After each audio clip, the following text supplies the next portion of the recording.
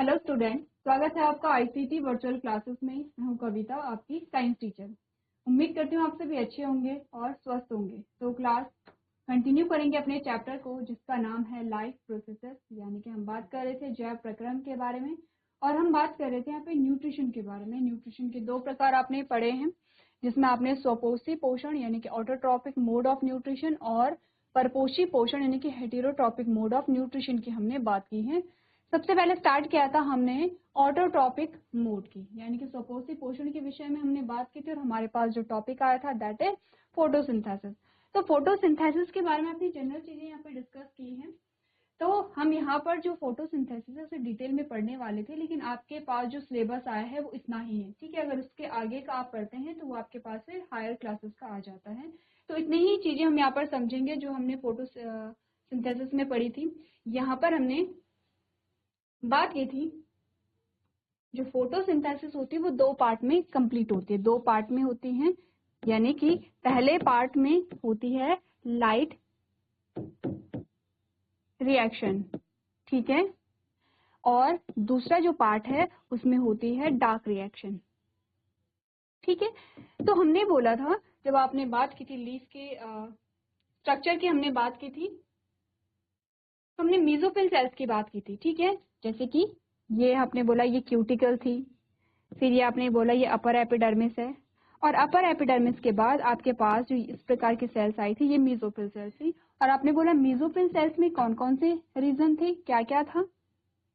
आपने बोला अगर आप एक मेसोफिल सेल्स को इस प्रकार से बनाएंगे तो ये आपके पास थैलेकॉइड का बंडल आता था। इस प्रकार से ये थैलेकॉइड के बंडल हैं, ये बीच में आपके पास स्टोमल लैमेली आती है।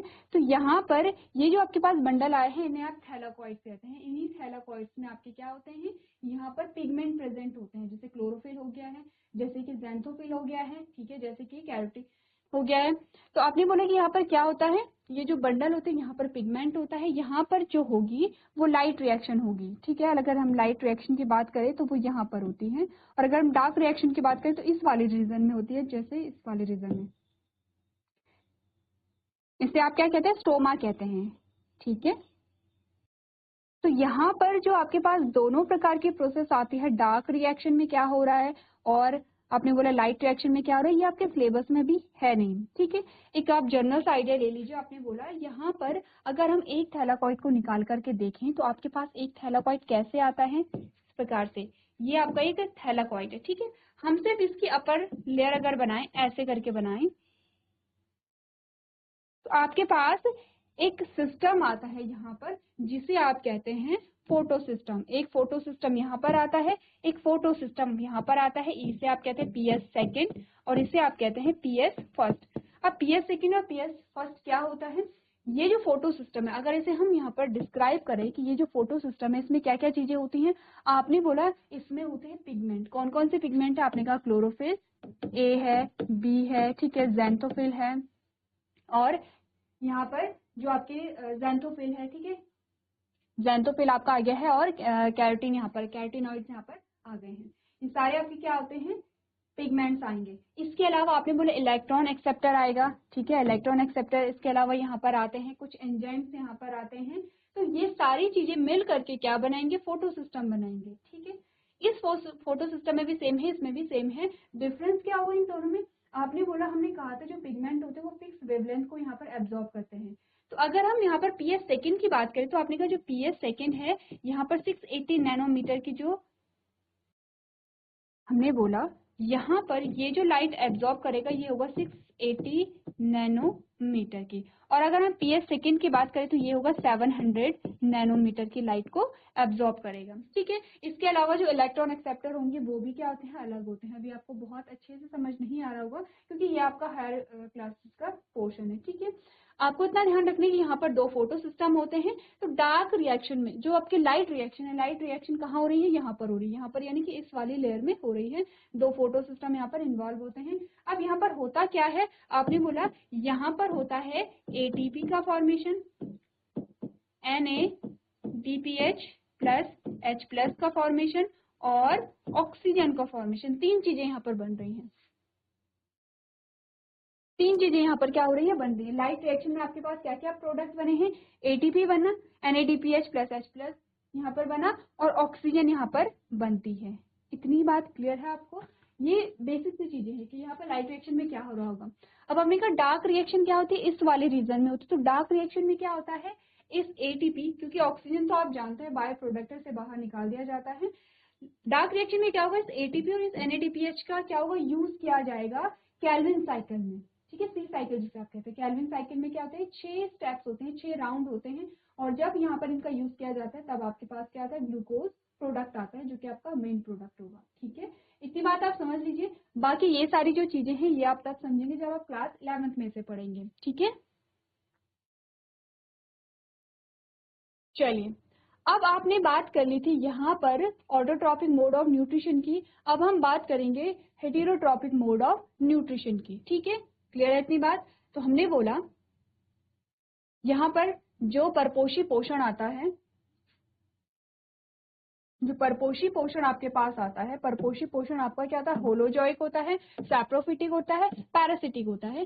तीनों में क्या डिफरेंस होगा, होलोजोइक वो न्यूट्रिशन है जिसमें हम क्या करते हैं, जिसमें हम खाने को क्या करते हैं, निगलते हैं, जैसे कि animals take in solid food and break down it inside the body, यानी कि हम भोजन को ग्रहण करते हैं और भोजन का जो ब्रेक डाउन होता है, जो आप भोजन को च्यू करते हो, ब्रेक डाउन करते हो, हमारे शरीर के अंदर होता है। ठीक है, सैप्रोफिटिक का मतलब क्या होता है, ऐसे ऑर्गेनिज्म जो किसी डेड पर क्या होते हैं, निर्भर होते हैं, जो किसी मृत पर आश्रित होते हैं। और पैरासिटिक का क्या मतलब हुआ, जो किसी जीवित पर निर्भर होते हैं। चलिए, तो अब हम बात करेंगे यहाँ पर जो सेकेंड आपका, अभी जो आपकी लाइफ प्रोसेस चल रही है, आप बात कर रहे हैं सिर्फ न्यूट्रिशन के बारे में ही, आपने अभी तक बात की है ऑटोट्रॉपिक मोड की। अब आप बात करेंगे हेटेरोटॉपिक मोड की। ठीक है, जिसे आप क्या कहते हैं, परपोषी पोषण कहते हैं। परपोषी पोषण का मतलब हम समझते हैं कि जो अपने भोजन का निर्माण स्वयं नहीं कर पाते हैं, यानी कि उन्हें अपने भोजन के लिए आश्रित रहना पड़ेगा या तो प्लांट्स पर या तो एनिमल्स पर, किसी न किसी रूप में ये क्या करते हैं, किसी लिविंग बीइंग पर क्या होते हैं, आश्रित होते हैं, इस प्रकार के। ठीक है, तो हमने क्या बात की है कि जो हेटेरोट्रॉपिक मोड ऑफ न्यूट्रिशन होगा, इसमें जो जीव होंगे वो अपने भोजन के लिए किसी दूसरे पर आश्रित है या बचपन से पढ़ते चले आ रहे हैं। अब आप थोड़ा इनकी कैटेगरी देखेंगे, अलग अलग प्रकार की कैटेगरी आपके पास आती है, जैसे कि होलोजोइक। ठीक है, होलोजोइक का मतलब क्या होता है, ऐसे जीव जो भोजन को क्या करते हैं, ग्रहण करते हैं, भोजन का जो ब्रेक डाउन है उनके शरीर के अंदर होता है। एग्जाम्पल कौन होते हैं, हमने कहा ह्यूमन बीइंग। सेकेंड आपके पास आते हैं सैप्रोफिटिक्स।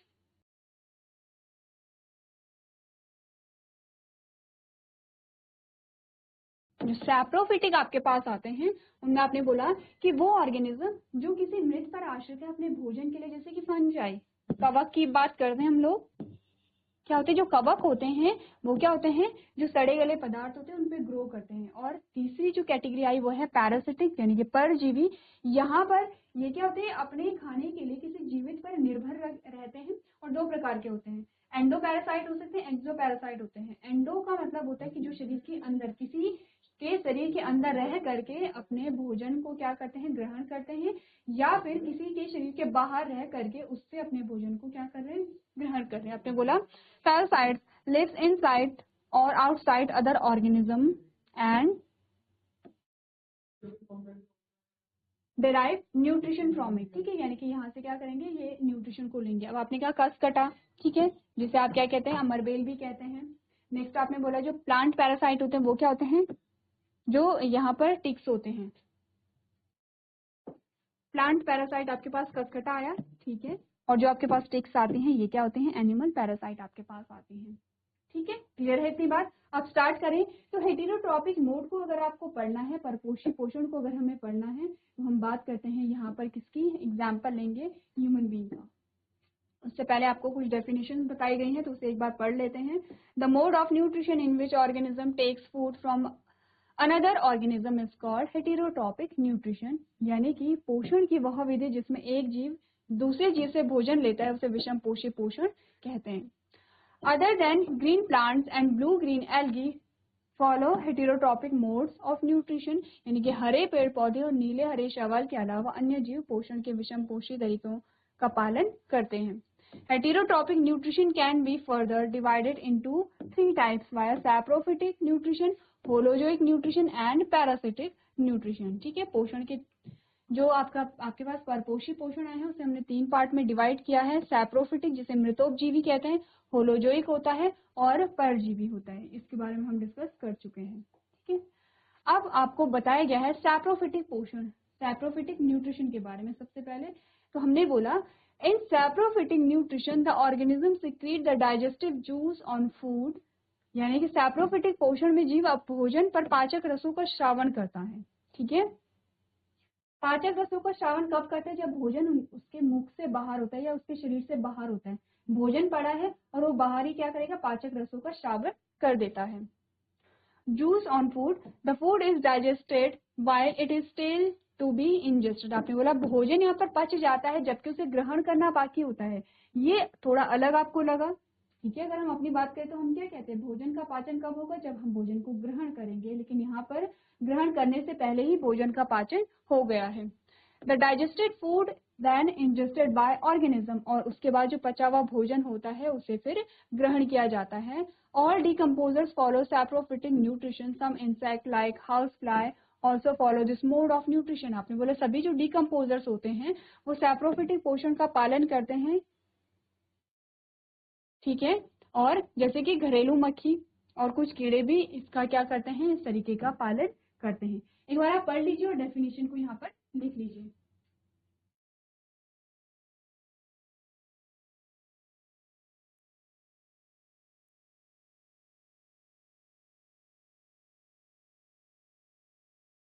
चलिए, तो ये डेफिनेशन आपने पढ़ ली है। सेकंड जो हमारे पास टाइप आता है वो है होलोजोइक न्यूट्रिशन। वैसे तो हमने डिस्कस कर लिया है, एक बार हम पढ़ लेते हैं।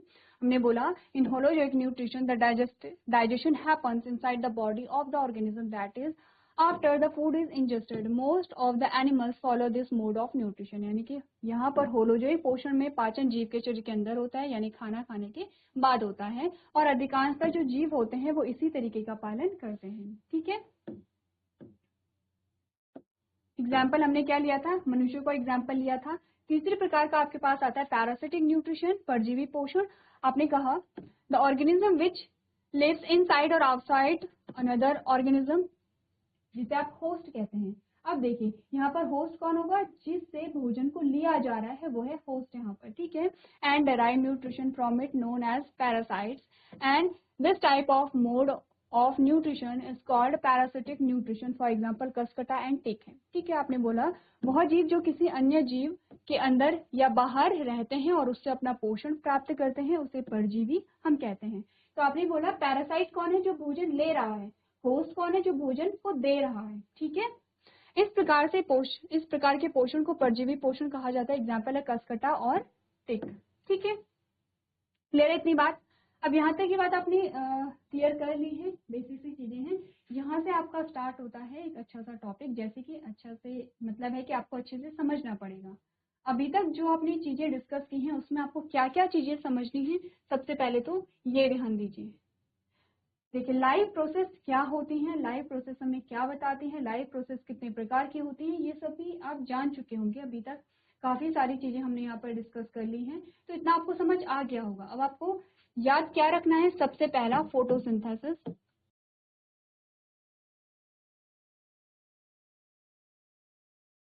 फोटोसिंथेसिस के बारे में जो भी चीजें हमने डिस्कस की हैं वो सारी चीजें आपको ध्यान में रखनी है। फोटोसिंथेसिस की प्रोसेस कैसे हुई है वो आपको ध्यान रखना है, कहाँ पर हो रही है, इससे रिलेटेड जो भी चीजें हैं, जैसे कि क्या क्या चीजें इससे रिलेटेड आपके पास आएंगी। आपके पास आएगा स्टोमेटा, स्टोमेटा के बारे में आपके पास आएगा। आपके पास इसके अलावा आएगा कि जो फोटोसिंथेसिस है उसकी इक्वेशन,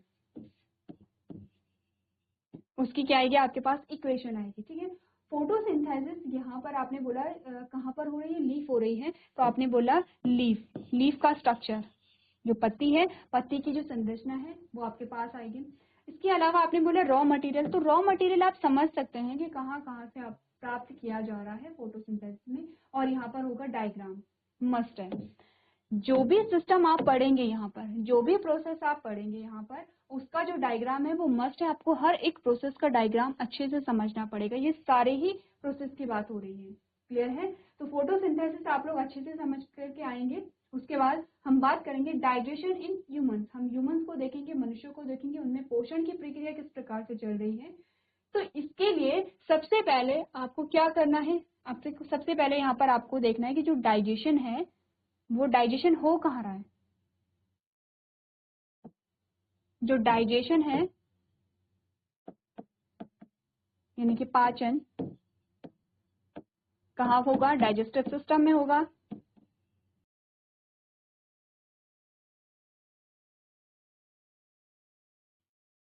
यानी कि पाचन तंत्र में होगा।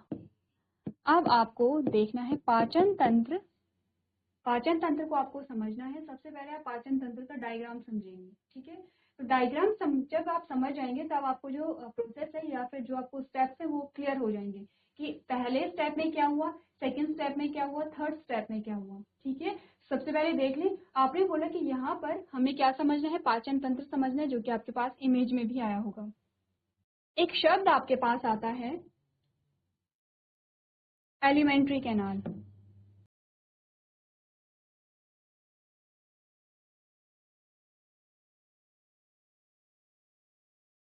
ठीक है, एक शब्द आपके पास आता है एलिमेंट्री कैनाल, जिसे आप आहार नाल भी कहते हैं। क्या कहेंगे, आहार नाल। अब आप कहेंगे आहार नाल में क्या है।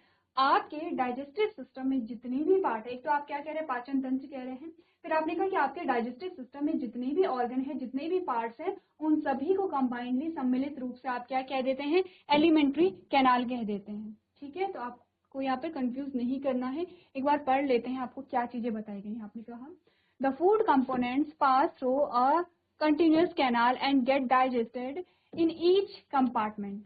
आपने बोला जब आप अलग अलग पार्ट्स को पढ़ेंगे तब आप जानेंगे कि अलग अलग पार्ट्स हैं, जो भोजन है वो अलग अलग पार्ट्स यानी कि अलग अलग ऑर्गन से होकर के गुजरा है, और तत्पश्चात आपके ने क्या देखा, यहाँ पर जो भोजन का पाचन है वो कंप्लीट, वो पूर्ण हुआ है। ठीक है, अब इससे पहले थोड़ा सा बात कर लेते हैं डाइजेशन में क्या हो रहा है।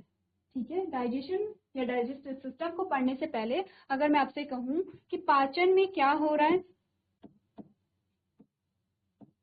सिंपल सी चीज हो रही है। आपने बोला जो जटिल भोज्य पदार्थ था, जो जटिल भोज्य पदार्थ था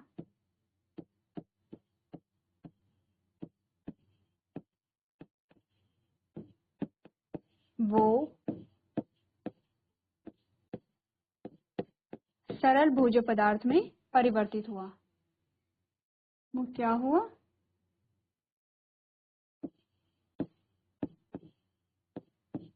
वो सरल भोज्य पदार्थ में क्या हुआ, परिवर्तित हुआ। सिर्फ ये चीजें हो रही हैं किसमें, पाचन में। तो आपने कहा कि आपने एक रोटी खाई है।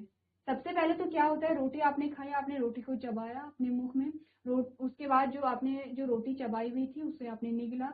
उसके बाद आपका जो भोजन था वो आपके नेक्स्ट पार्ट में यानी कि आपके पाचन तंत्र के अगले ऑर्गन में गया। इसके साथ साथ जो भोजन है वो आगे की ओर पास होता चला गया, और जो भोजन है वो और छोटे पार्ट में टूटता गया या और सरल रूप में आता चला गया। ठीक है, और एट लास्ट आपके पास जो भोजन आता है वो इस रूप में आता है कि आपकी जो ब्लड वेसल्स होती हैं वो वहां से पाचित भोजन को एब्जॉर्ब कर पाती हैं। क्लियर है, आपकी ब्लड वेसल्स क्या होंगे, पाचित भोजन को एब्जॉर्ब कर पाएंगे, वो इतने सरल रूप में आ जाते हैं। तो पाचन का मतलब समझिए कि पाचन में क्या हो रहा है, सिंपली जो कॉम्प्लेक्स फूड मटेरियल थे वो सिंपलेस्ट फूड मटेरियल में क्या हो गए हैं, ट्रांसफर हो गए हैं। अब बात करें यहाँ पर किसकी, पाचन तंत्र की। तो आपने बोला कि यहाँ पर जो पाचन होता है वो कैसे होता है, जब जो भोजन है वो अलग अलग पार्ट्स में जाता है और जैसे जैसे आगे को बढ़ता है वैसे वैसे भोजन का पाचन होता चला जाता है। This is called an alimentary canal. Alimentary canal किसे कह रहे हैं, फिर से पढ़िए। The food components pass through a continuous canal and get digested in each compartment. आपने बोला एक कैनाल है, एक नली जैसी संरचना थी, और जो भोजन है वो धीरे धीरे करके अलग अलग पार्ट्स में बढ़ता चला गया। इस नली को आपने क्या बोला, एलिमेंट्री कैनाल बोला। It is the track or canal running from mouth to anus. ये एक ऐसी नली थी, एक ऐसी कैनाल थी जो आपके माउथ से लेकर के आपके एनस तक होती है। ठीक है, और इसी के बीच में आपके सारे जो पाचन तंत्र के जो ऑर्गन, जो अंग होते हैं वो यहाँ पर आते हैं। Of human being where digestion and absorption of food takes place.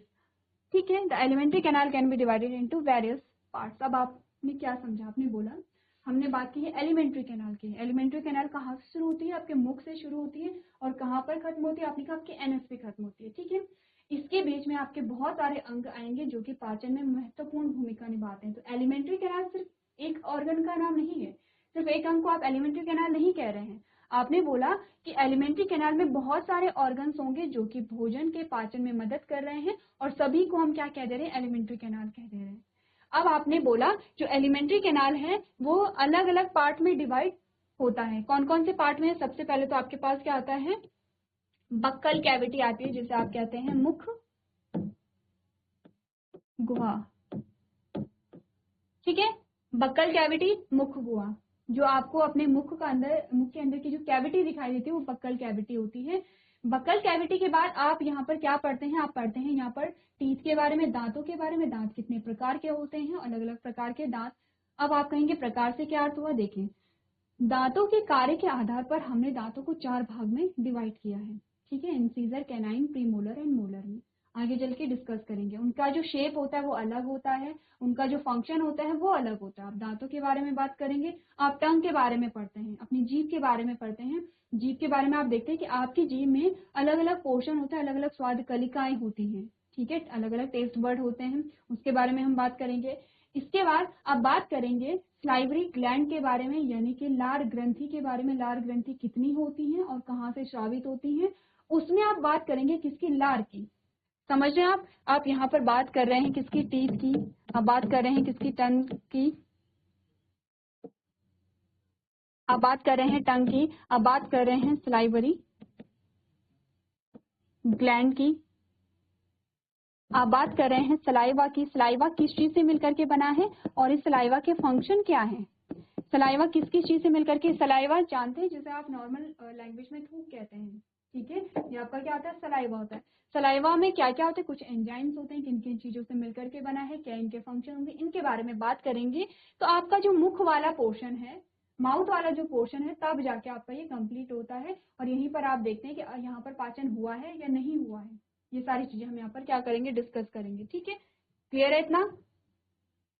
अब सेकंड पार्ट जो आपके पास आता है, मुख के बाद जो आपके पास आता है, उसे आप कहते हैं भोजन नली। अब देखिए, ये आपका माउथ है, मुख है, आप सभी जानते हैं, हमारे टीथ होते हैं, हमारी टंग होती है, हमारे मुख में सलाइवा होता है। ये जो आपको पाइप जैसा स्ट्रक्चर दिखाई दे रहा है, यही आपका होता है इसोफेगस कहते हैं इसे, या फिर इसे फूड पाइप कहते हैं, या इसे भोजन नली कहते हैं। क्लियर है इतनी बात? ठीक है, तीसरा पार्ट आपके पास आता है आमाशय। तीसरा जो पार्ट होगा वो आएगा आमाशय। आमाशय, ये आपका आमाशय है जिसे आप पेट भी कहते हैं साधारण भाषा में। क्लियर रहती बात? ठीक है, चौथा जो पार्ट आपका आता है वो है छोटी आंत। छोटी आंत, छोटी आंत कौन सी है, जो यहाँ अंदर आपको कॉइल होकर के इस प्रकार से दिखाई दी है। ये पूरी जो कॉइल आपको हो रखी है वो आपकी होती है छोटी आंत। ठीक है, अब छोटी आंत के बारे में आप इसकी लेंथ के बारे में बात करेंगे कि इसकी लंबाई कितनी है, इसके फंक्शन क्या है, सारी चीजें पढ़ेंगे। जैसे कि मुख गुहा में, मुख गुहा के बारे में आप बात करेंगे, मुख के बारे में बात करेंगे, मुख के अंदर जो पार्ट्स हैं उनके बारे में आप बात करेंगे। भोजन नली का क्या कार्य है इसके बारे में बात करेंगे। आमाशय का स्ट्रक्चर कैसा होता है, आमाशय में जो पाचक रस है वो कौन कौन से हैं, आमाशय में पाचन किस चीज का हो रहा है, इसके बारे में बात करेंगे। छोटी आंत के बारे में हम देखेंगे इसकी लेंथ कितनी है। छोटी आंत अलग अलग भागों में डिवाइड होती है, अलग अलग भागों में, यानी कि छोटी आंत को हमने अलग अलग पार्ट को अलग अलग नाम दे रखा है, अलग अलग पार्ट का काम क्या होता होगा। अब ये जो छोटी आंत है, यही आपका जो पाचन है वो कंप्लीट हो जाता है, और यहाँ पर अवशोषण भी होगा, एब्जॉर्प्शन होगा किसका, जो आपका पाचित भोजन होता है, डाइजेस्टेड फूड होता है, उसके बारे में डिस्कस करेंगे। ठीक है, इंपॉर्टेंट है। और इसके बाद आती है आपकी बड़ी आंत। अब बड़ी आंत में क्या होगा, बड़ी आंत में आप क्या चीजें समझेंगे, आपने कहा कुछ वाटर और कुछ सॉल्ट ऐसे होते हैं जिनका रीअब्जॉर्प्शन होता है बड़ी आंत में। इसके अलावा जो बड़ी आंत है वो उत्सर्जन में बहुत इंपॉर्टेंट रोल प्ले करते हैं। बड़ी आंत के भी अलग अलग पार्ट्स होते हैं। इसी के साथ जब स्टमक पढ़ेंगे तो स्टमक के भी अलग अलग पार्ट्स आपके पास आते हैं। ठीक है, स्टमक का शेप कैसा होता है, जे शेप्ड हम कहते हैं। ये आपके पास आते हैं पाचन तंत्र में कौन कौन से अंग सम्मिलित होते हैं, ये आपके पास आते हैं। ठीक है, आपके बुक में इमेज दी गई होगी, नहीं अगर दी गई है तो आप लोग क्या कर सकते हैं, आप लोग गूगल कर सकते हैं, आपको बहुत अच्छे अच्छे डायग्राम मिल जाएंगे और आप एकदम नीट एंड क्लीन डायग्राम वहां पर बनाएंगे। कोशिश करना कि अलग अलग ऑर्गन को अलग अलग कलर से आप दिखाएंगे तो आपको और ज्यादा इंटरेस्ट आएगा पढ़ने में। सबसे पहले इन सारे पार्ट्स का नाम आपको नोट करना है।